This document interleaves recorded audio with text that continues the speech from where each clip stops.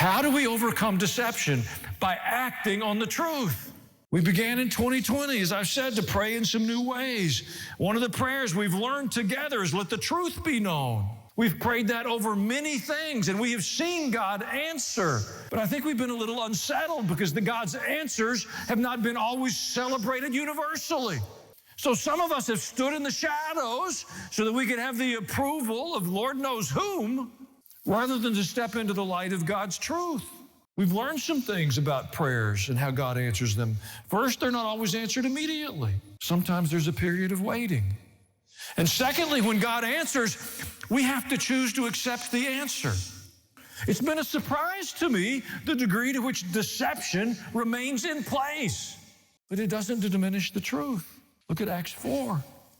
Jesus is gone. The disciples are busy with their assignment. They're called in before the same group that orchestrated Jesus' execution.